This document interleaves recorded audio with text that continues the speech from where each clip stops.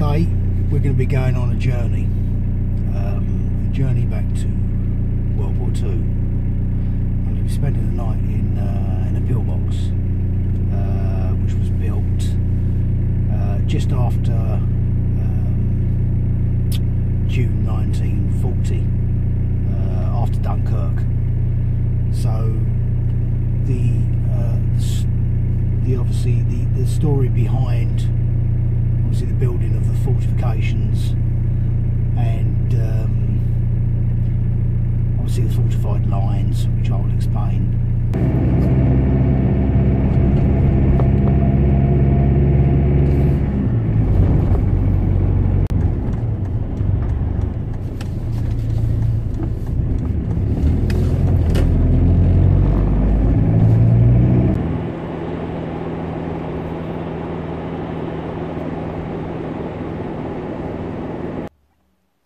I came down to this site about 2 days ago and checked the site out, make sure I could get into to the pillbox.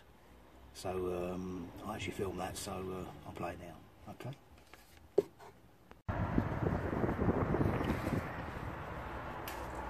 Just entering the pillbox.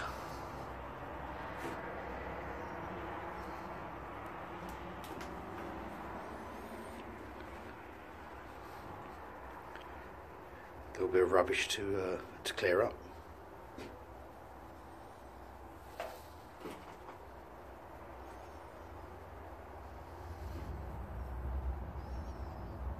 It's in really good condition, this pillbox.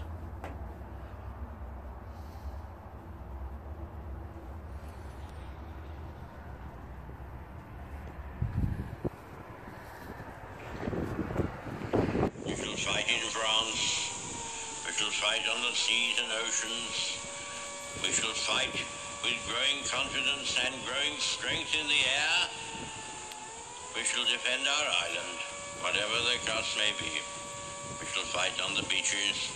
We shall fight on the landing grounds. We shall fight in the fields and in the streets. We shall fight in the hills. We shall never surrender. And if, which I do not for a moment believe, this island, or a large part of it, was subjugated and starving, then our empire beyond the seas, armed and guarded by the British fleet, would carry on the struggle until, in God's good time, the new world, with all its power and might, steps forth to the rescue and the liberation of you.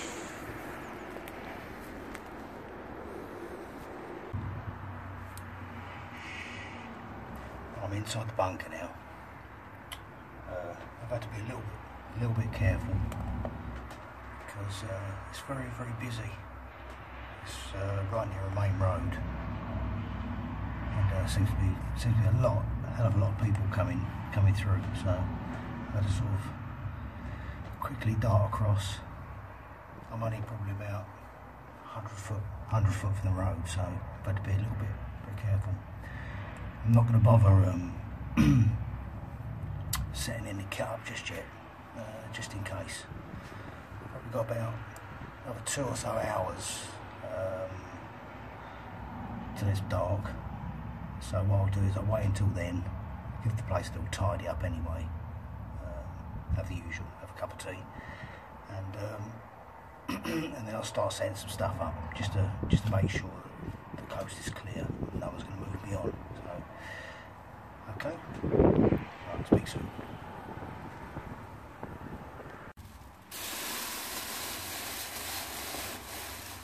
Just going to make me a cup of tea. It's now dark outside.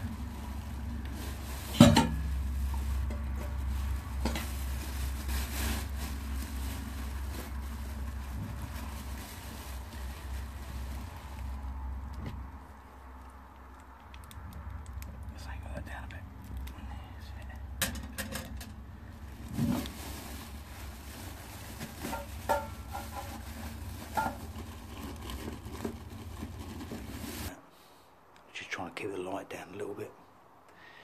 I've had to block off this doorway. It's only me basher. For one, it stops. It's quite breezy coming through there. It's quite cold, so it stops the cold and breeze coming through. And obviously the light, any light that I've got going on inside here. The windows are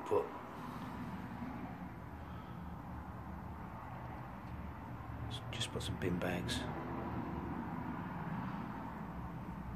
in the windows. It's my little food area, little shelf.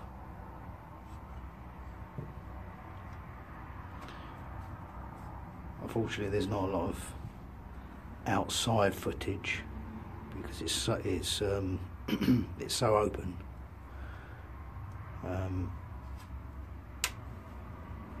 I just would have drawn too much attention to myself, so it'll mainly be obviously just inside, but it's dark now anyway outside, so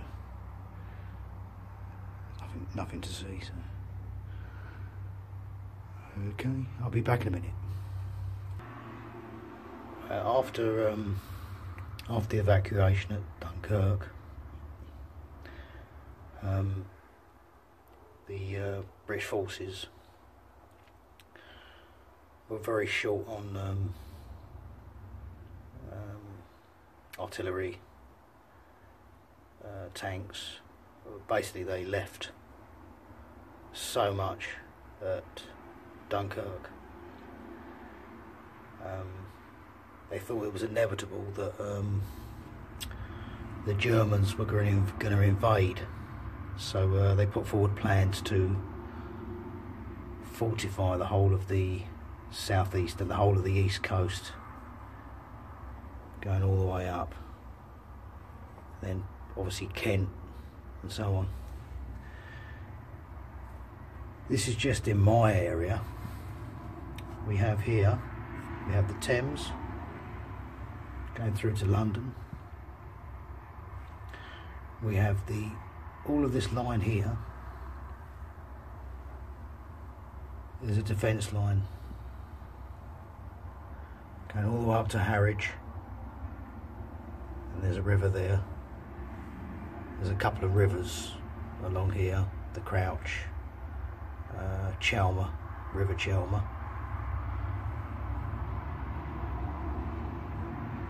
This is outer London defence line. This here, I'm positioned on this line in a pillbox, and that's the GHQ line. And this line of defence here goes up past Colchester and continues. That's the Eastern Command line.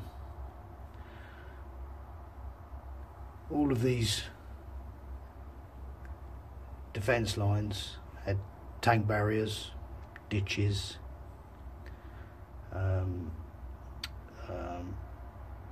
fortifications for heavy artillery. As you can see, that goes all the way up to Saffron Walden, Chelmsford there on the Eastern line, Malden. The idea was that if they were going to land anywhere, it would have been at Southend-on-Sea, or slightly further up the coast. In up here is East Anglia. And the idea was to spread out the enemy with ditches, obviously anti-tank fortifications, blocked off all the main roads going into London. That would have been the target, London, the capital. As I said, all of these were manned, all the way along these defence lines were manned by the regular army. and in between are the little villages and towns. They were also fortified. They were manned by the Home Guard.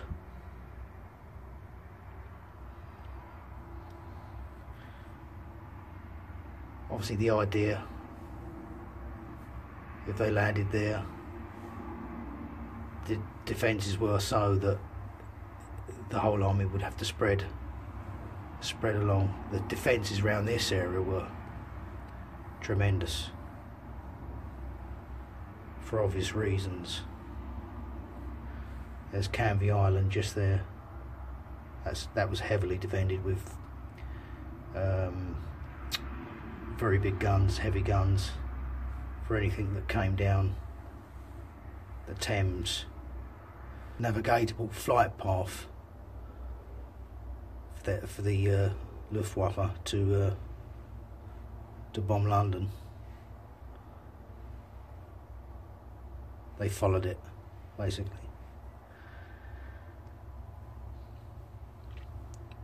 As I say, I'm in a pillbox along this line, which is the GHQ line. Hope that makes it a little bit clearer as to why these defences were needed. Obviously, this is just after Winston Churchill made the on the beaches speech, and where we get the term Dunkirk spirit, and that speech encapsulated the essence, the spirit of the British at that time. And like I said before, because we all that we were left with regards heavy, like machinery, tanks, guns, apparently there was only enough to arm 2 divisions, which would be anywhere between 20 and 60,000 troops. And they needed the time to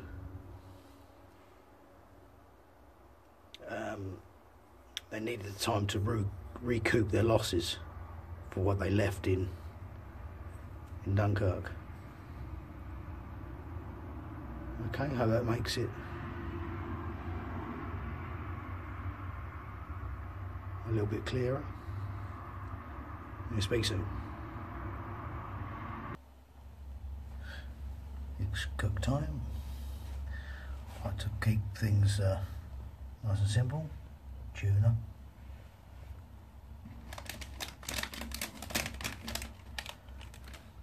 Noodles.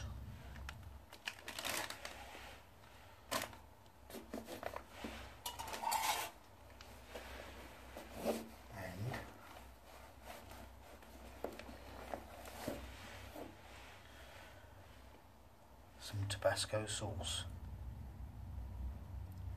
nice and hot.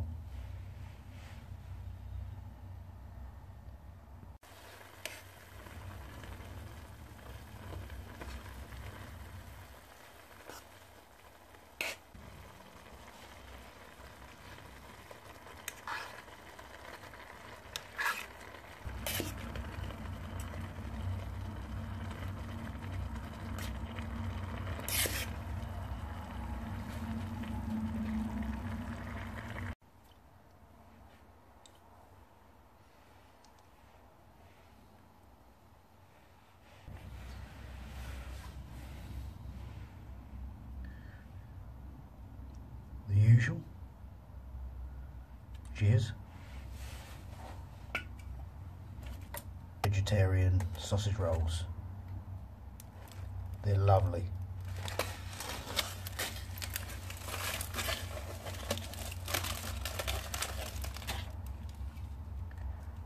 Right, I'm going to eat and enjoy. Yeah, that's my bed for the night. Pillow.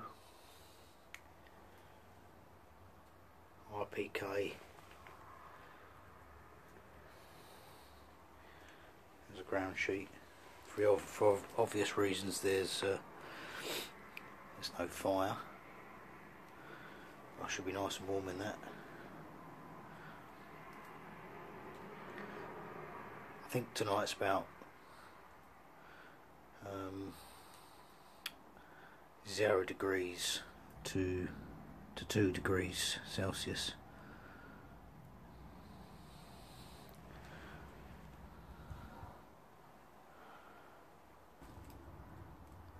I shall see you in the morning.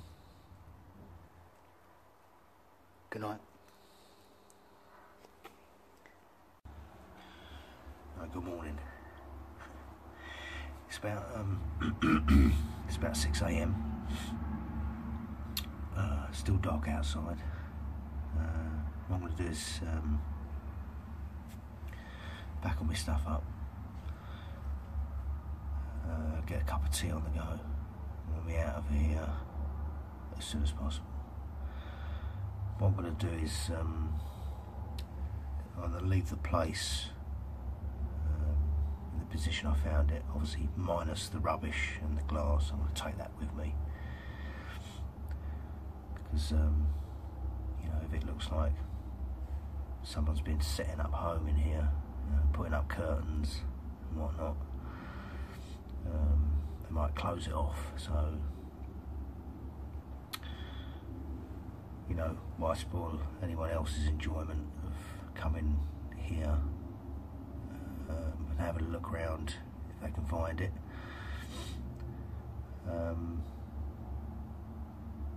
Yeah, basically that really. And right, I'll see you in a second anyway. I'll show you around just before I leave. It might still be dark, I'm not sure. I'll see you in a second. Bye.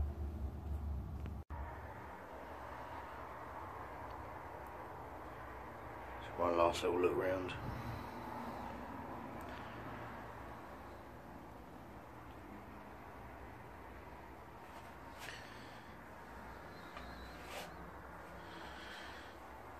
Bag of rubbish there that I've cleared out.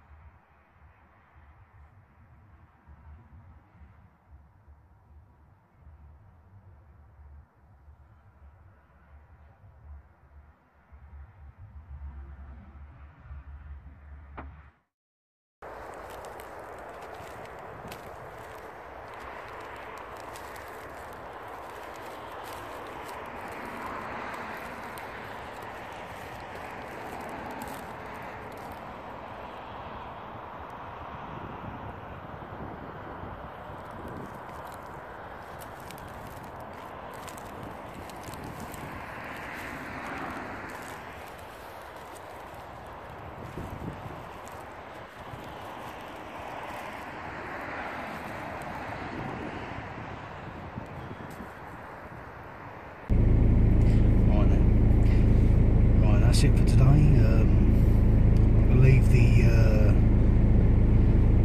leave 1940 where it is.